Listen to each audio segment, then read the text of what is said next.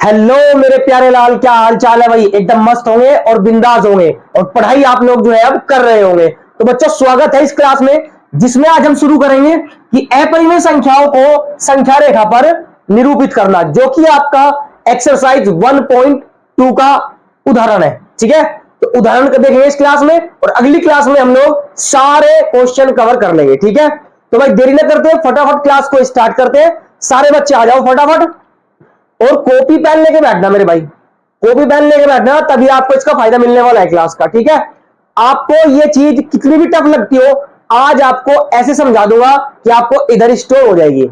आई बात समझ में? तो बस थोड़ा सा ध्यान देना है, इधर चील की निगाह बस बोर्ड पे होनी चाहिए।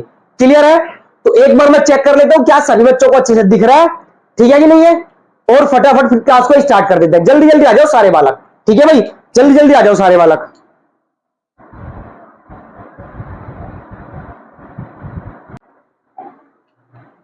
तो कोई बात नहीं भाई, अच्छे से दिख रहा है, कोई दिक्कत नहीं है। ठीक है ना, अच्छे से चीजें समझ में आ जाएगी अब। ठीक है, तो हम सबसे पहले सवाल लेते हैं, उदाहरण नंबर 2 एनसीईआरटी कहता है √2 को संख्या रेखा पर निरूपित कीजिए।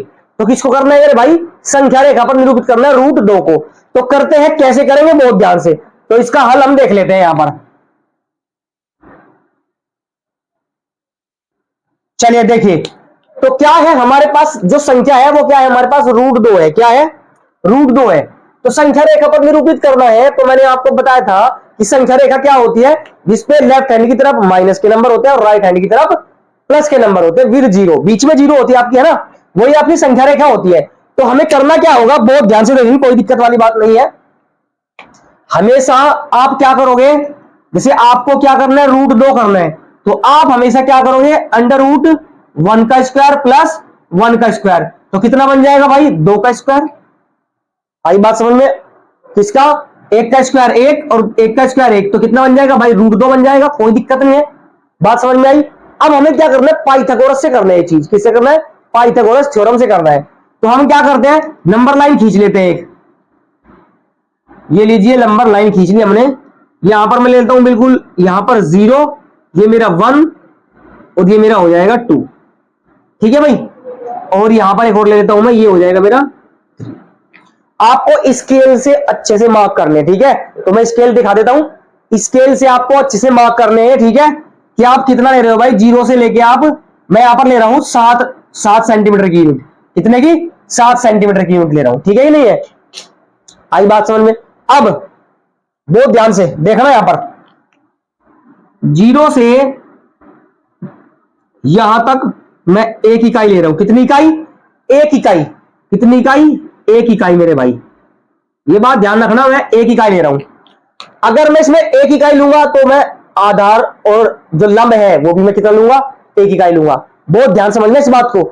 अगर आधार में 1 इकाई लूंगा तो मैं लंब भी 1 इकाई लूंगा। तो मैं क्या कर रहा हूं कि यहां से परपेंडिकुलर खींच रहा हूं 1 इकाई का। कितना? 1 इकाई का मेरे भाई। आपको स्केल से सही से करना है। ठीक है, फिर आपको क्या करना है, आपको यहां से इसको मिला देना है। क्या करना है? मिला देना है इसको। बहुत ध्यान से देखेंगे। अब मैं इसको नाम दे रहा हूं कुछ ना कुछ, इसको नाम देता हूं ए, इसको बी और इसको सी नाम देता हूं। आई बात समझ में? तो हम क्या करेंगे, हम भैया इसकी रचना करेंगे। क्या करेंगे? रचना करेंगे। कैसे करेंगे देखना बहुत ध्यान से। हम लिखेंगे पाइथागोरस प्रमेय द्वारा, पाइथागोरस प्रमेय द्वारा। चलिए भाई, तो पाइथागोरस प्रमेय आपको पता होगी। पाइथागोरस क्या है? पाइथागोरस एक साइंटिस्ट था, यानी कि एक मैथमेटिक्स था। उसने क्या बोला, उसने अपने नाम पर एक थ्योरम दी, जिसका नाम रख दिया पाइथागोरस थ्योरम। उसी का नाम था ये। आई बात समझ में? जिसने प्रमेय बनाई थी उसी का नाम था पाइथागोरस, उसने अपने नाम पर ही दे दिया। तो भाई पाइथागोरस ने क्या कहा कि कोई भी समकोण त्रिभुज होगा। कैसा समकोण त्रिभुज? तो उसमें होगा आपका कर्ण का स्क्वायर बराबर आधार का स्क्वायर और प्लस आपका लंब का स्क्वायर। यही होती है बेटा आपकी क्या? यही होती है आपकी पाइथागोरस प्रमेय। क्या होती है ये? पाइथागोरस प्रमेय होती है। किसी भी समकोण त्रिभुज में आप हमेशा पाइथागोरस प्रमेय ही लगाओगे। आया समझ में?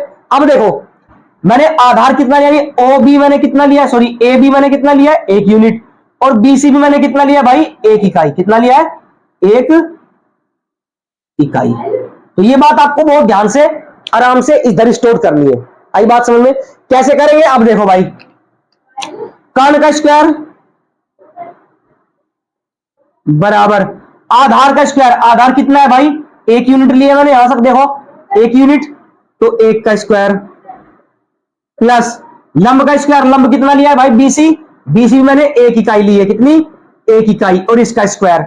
आया समझ में? और कर्ण का स्क्वायर तो कर्ण का स्क्वायर ही रहेगा भाई।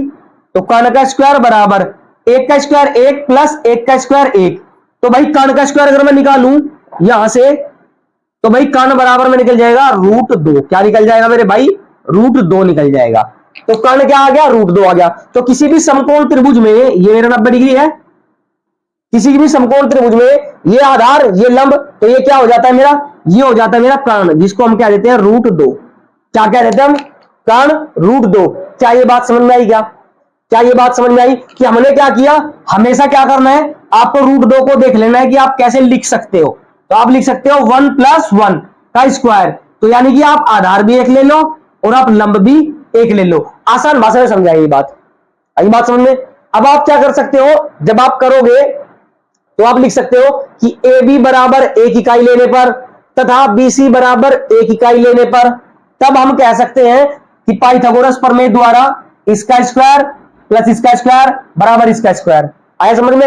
अब क्या करेंगे भाई, अब बहुत ध्यान से, लास्ट स्टेप बचा आपका √2 को नंबर लाइन पे। √2 को अपने यहां दिखाया है, लेकिन हमें क्या दिखाना है, हमें तो नंबर लाइन पे दिखाना है भाई।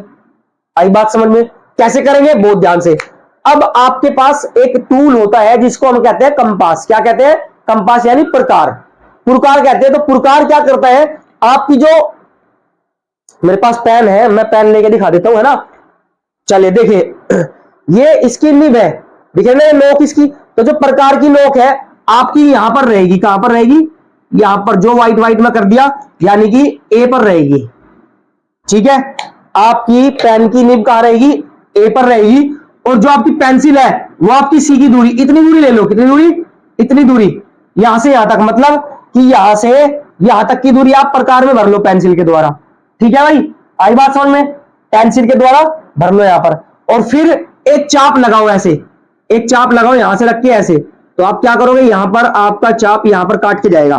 तो जहां पर भी काटेगा, मान लो यहां पर काटा, ठीक है, यहां पर काटा, तो यही हो जाएगा बेटा आपका √2। आई बात समझ में? यही हो जाएगा आपका √2। आप कुछ भी नाम ले सकते हैं, XYZ कुछ भी। ठीक है, तो यहां पर क्या हो जाएगा आपका √2 हो जाएगा। तो आपका जो चाप लगेगा बेटा वो कुछ इस तरीके के लगेगा।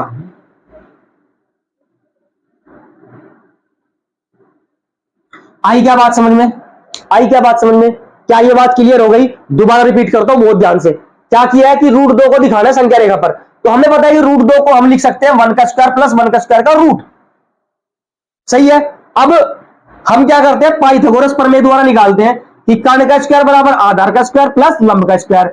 अब हमने एक तो हमने लेना है आधार और एक ही लेना है हमने लंब, ये बात ध्यान रखना। ठीक है, तो ऐसे हमने, ये आधार होता है, तो ये भी हमने क्या ले लिया 1, और ये भी हमने क्या ले लिया 1। तो ये भी 1 लिया और ये भी 1 इकाई। तो हमने क्या निकाल दिया, हमने ये निकाल दिया अपना कर्ण।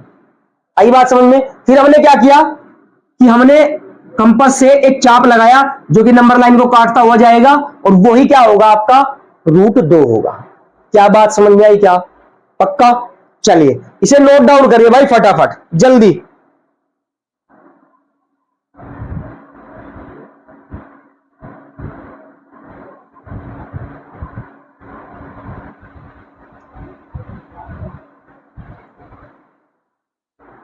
चलिए कर लिया नोट डाउन, बहुत बढ़िया। अब हम साथ के साथ क्या करेंगे, √3 को भी देखेंगे। किसको, √3 को। तो बहुत ध्यान से यही समझा देता हूं √3 को आप कैसे करोगे। देखो बहुत ध्यान से √3 को कैसे करोगे। आप स्केल लिया आपने, हमेशा इसके परपेंडिकुलर एक क्या करा, लंब खींचा। इसके परपेंडिकुलर आप लंब खींच दोगे, तो यहां पर मैं क्या कर रहा हूं, मैं जितना लिया था मैं उतनी ही यूनिट का एक क्या कर देता हूं, लंब खींच देता हूं यहां पर। ठीक है भाई, कितना खींच देता हूं, लंब। ये लो जी, मैंने यहां पर क्या कर दिया, ये मैंने लंब खींच दिया। ये लो, आपको हमेशा यहां से लंब खींचना है। कहां से, यहां से लंब खींचना है। कहां से, यहां से। क्या बात समझ में आ गई क्या? ठीक है, और आपकी दूरी भी सेम टू सेम ही होनी चाहिए भाई, आपकी दूरी भी क्या होनी चाहिए? सेम टू सेम होनी चाहिए। तो ये लगभग ये इतना बनेगा, ठीक है, मैं यहां पर इतना ले लेता हूं, तो ये आ जाएगी मेरी यहां पर, ठीक है।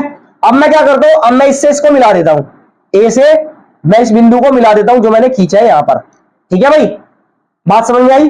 मैंने क्या किया, यहां से लंब खींचा, लंब डाल दिया सी पे, और मैंने ये जो बिंदु आया डी, मैंने डी से ए को मिला दिया, डी से ए को मिला दिया। अब देखो, अब अगर ये लंब है, क्या है ये लंब, तो ये क्या होगा, इसका आधार, और ये क्या हो जाएगा, इसका कर्ण हो जाएगा।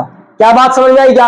आप क्या करोगे, दोबारा से आप कर्ण का स्क्वायर और आधार का स्क्वायर लोगे, तो आप करोगे कर्ण का स्क्वायर बराबर आपका होता है आधार का स्क्वायर, और प्लस होता है आपका बेटा लंब का स्क्वायर।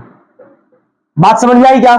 क्लियर है ये बात? अब देखना बहुत ध्यान से भाई, कर्ण का स्क्वायर निकालना है तो कर्ण का स्क्वायर तो सेम ही रखेंगे, बराबर आधार का स्क्वायर। भाई आधार कितना है, चेक करो, आधार तो यही है, आधार तो मेरा √2 है, क्या है भाई √2, और इसका स्क्वायर प्लस लंब मेरा कितना है, लंब मेरा कितना है, यहां पे देखो, यहां पे एक इकाई है, यहां पे क्या है, एक इकाई है, तो मेरा लंब हमेशा क्या बनेगा, वो एक इकाई ही बनेगा, हमेशा फिक्स है, ठीक है कि नहीं। आप √2 करो चाहे आप √3 करो, तो ये मैं कितना मान लूंगा, एक इकाई, तो यहां पर मैं कर दूंगा एक का स्क्वायर। क्या बात समझ में आई क्या? क्लियर है? देखो ये मैं अभी आपको बोर्ड पे सिखा रहा हूं, मैं आपको कॉपी पे भी सिखाऊंगा विद कंपास, तब आपको बहुत बेहतरीन तरीके से क्लियर हो जाएगा। आई बात समझ में? मैं आपको कॉपी पे भी सिखाने वाला हूं, कैसे चाप लगाना है, कंपास की सुई कहां रखनी है, लेकिन फिर भी मैं बता रहा हूं कि आपको कहां रखना है, ठीक है। तो भाई कर्ण का मुझे निकालना है, कर्ण, तो भैया स्क्वायर जाएगा उधर, रूट बन जाएगा, तो √2 का स्क्वायर खाली 2 और प्लस 1 का स्क्वायर 1, और ये क्या लग जाएगा रूट, तो भैया कर्ण कितना आ जाएगा, कर्ण मेरा आ जाएगा √3। क्या बात समझ में आ गई क्या? क्लियर है? तो ये जो मेरा कर्ण है ये मेरा कितना होगा भाई, ये मेरा √3 होगा। बात समझ में आ गई क्या? अब आप क्या करोगे, अब आप बहुत ध्यान से, आप यहां पे रखोगे कंपास की सुई और यहां पर पेंसिल, और इतनी दूरी भरोगे, कितनी दूरी, यहां से लेके यहां तक की दूरी, दिख रहा है, दिख रहा है, चलो यहां से लेके यहां तक की दूरी, और फिर आप एक चाप लगाते हुए चल लोगे ऐसे भाई, एक चाप लगाते हुए चल लोगे ऐसे, और ये चाप आपका लगेगा कुछ इस तरीके से, ठीक है। तो किस तरीके से लगेगा चाप, ये लगेगा आपका चाप कुछ इस तरीके से,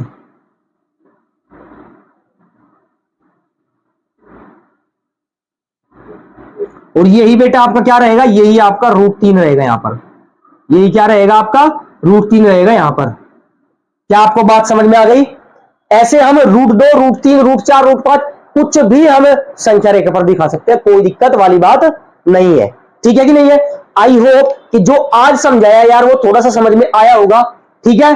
आप अगर कहो तो फिर मैं √3 अलग से भी करके दिखा दूंगा, आई बात समझ में, लेकिन √2 पहले आपको करना पड़ेगा, उसके जस्ट बाद ही आप √3 करोगे। क्लियर है? तो ये इधर जो है, ये इधर का प्रोसेस है बेटा √3 वाला, और जो इधर का प्रोसेस है वो आपका √2 वाला प्रोसेस है। चेक करो, इधर देखो, चेक करो, ठीक है कि नहीं है? आई बात समझ में? मैं आपको कॉपी पर भी इसको दिखाने वाला हूं, टेंशन ना लो, कॉपी पे करके दिखाऊंगा आपको, बहुत अच्छे समझ में आएगा, ठीक है। पहले इसको नोट कर लो भाई आप।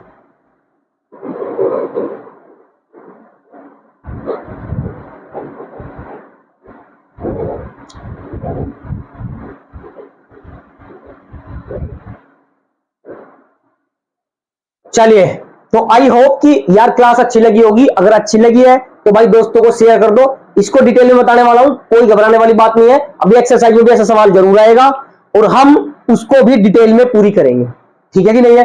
और बेहतरीन तरीका मैं लाऊंगा आपको, अगर नहीं समझ में आता है और बढ़िया जुगाड़ हम ढूंढेंगे ताकि आपको बेहतरीन तरीके से क्लियर हो सके चीजें, ठीक है।